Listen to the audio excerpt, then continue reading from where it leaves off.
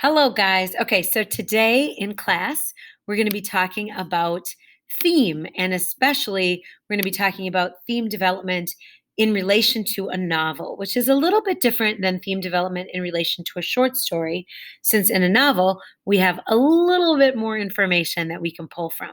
So, going back to statements from the short story unit, we want to remember that themes are not advice for the future, like what you should do. They are not lessons. They are not single word statements. Instead, they reveal some sort of truth about human nature. So, in this lesson today, we're going to be going over what theme is, what's the difference between the word theme and key ideas, plot and theme, and the fact that plot isn't theme, but plot helps play a role in determining theme. We're going to be talking about using evidence to support thematic statements, how we evaluate a theme, and then we'll be doing a little bit of practice. All right, so let's get started. Okay, so the first thing that we're going to be taking a look at is what is theme?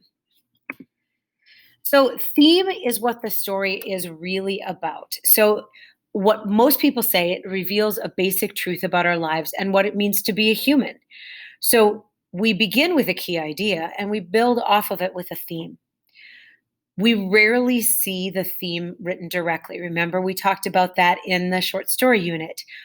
We rarely see explicit themes as we get older. When we're younger in children's stories, a lot of times we do see explicit themes. But as we get older, themes become more implicit. That means that we have to kind of think about what's going on and discover the theme for ourselves.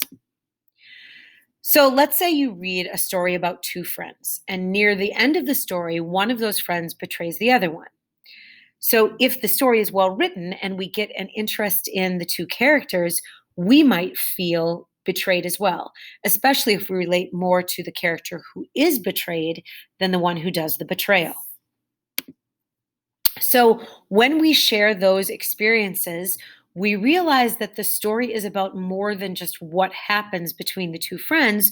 We realize that the story is actually about the act of betrayal and what it can do between two friends. That is the theme of the story, how betrayal can destroy the bond between friends. What is the story really about? So themes focus on something called key ideas. Those are the words that we base our theme off of. And these are big topics that we see throughout human existence, like responsibility or friendship or love or loss or ambition. So many hundreds and thousands of stories and literature and poems and things like that are written off of these themes because so many of our experiences are gathered around the same kind of theme. So these big ideas occur over and over again, and specific themes that go with them occur over and over again because we learn something about human experience. So some themes, time waits for no man, love conquers all, what goes up must come down, all that glitters is not gold. These are familiar sayings because they have been used and overused by writers for centuries. One thing that you have to realize as you're reading, particularly as you're reading a longer piece of literature like the novel Lord of the Flies, is the difference between plot and theme. Plot is what the story is about, what happens in the story.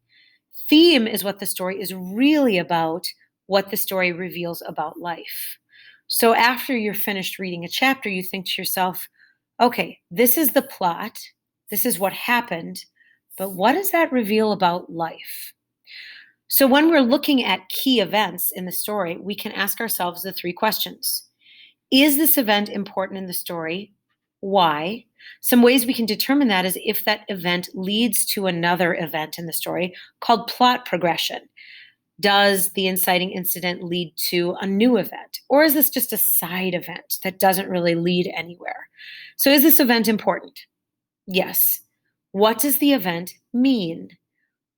How do the characters understand the meaning of the event, or do they understand the meaning of the event?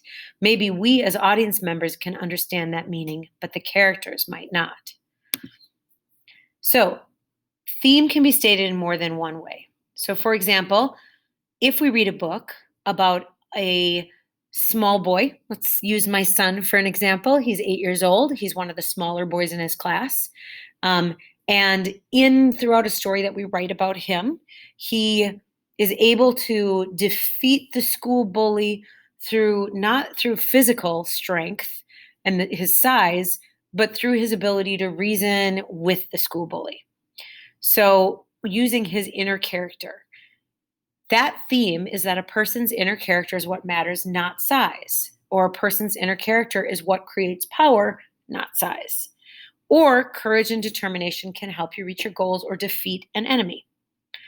So stories can have more than one theme and frequently do, especially long stories.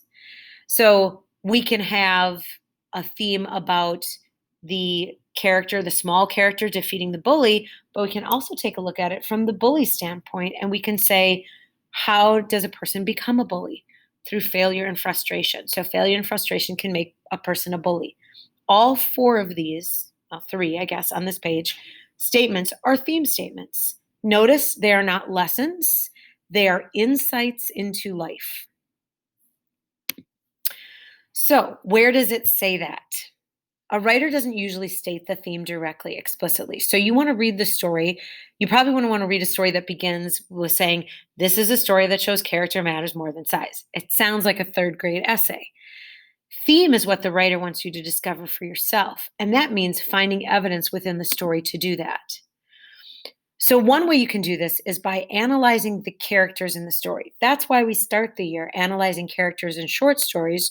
So, when we get to some of our larger pieces of literature, like a novel, or like a play, or like a nonfiction book, we can take a look at the main character and determine, how does the main character change? Changes or actions or decisions made by the main character typically play a role into theme.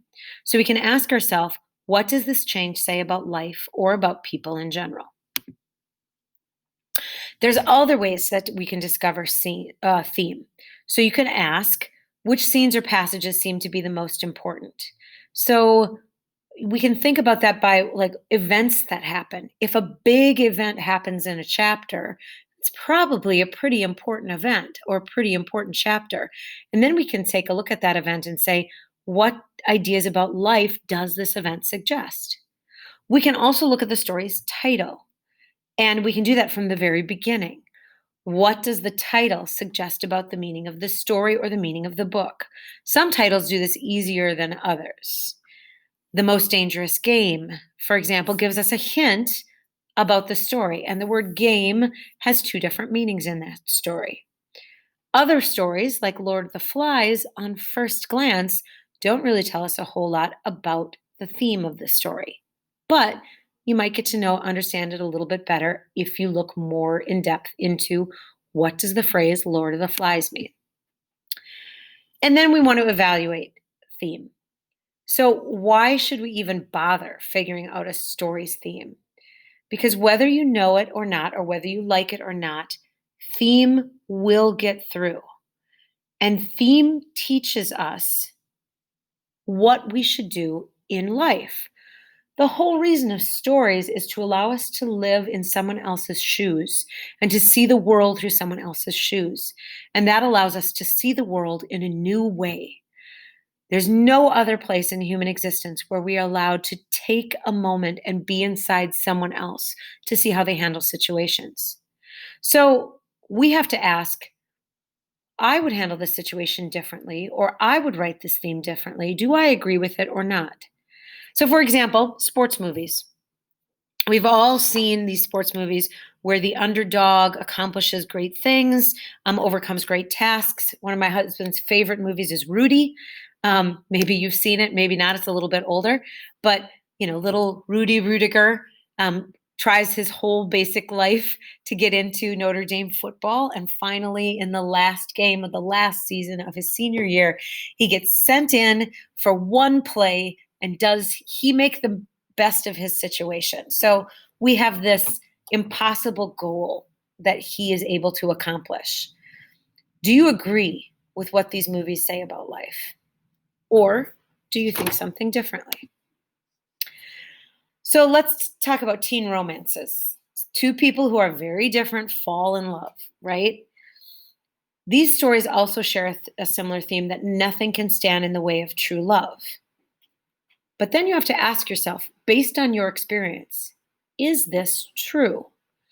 Does nothing stand in the way of true love, or do some things actually get in the way of true love? And if they do, is the love true, or is it just infatuation? You don't have to like the way a story ends in order to evaluate the theme. You can still have questions. Sometimes the hero in a story dies. Sometimes you wonder why the main characters don't get back together. You don't have to agree with what happens in the story. You don't have to agree with a theme either. But if you put a theme into words, it brings it into the open. It adds to the human experience, and then we can look at it closely and decide if it fits with what we know about life. And maybe it teaches us something about life that we'd never considered. All right, so we will be doing theme practice with this.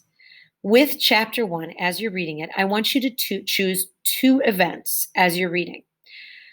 On a piece of notebook paper, when you're reading chapter 1, I want you to draw a chart that looks like this. Describe an event that happens in chapter 1. Pick a single word, a key idea that could be considered the topic of that event, and then write what that event reveals to you about the topic, the theme. We'll do this with just chapter 1 when we get back together again after reading chapter 1. All right, hopefully that gives you a little bit of an introduction to theme, particularly theme in novels. I'll see you in class.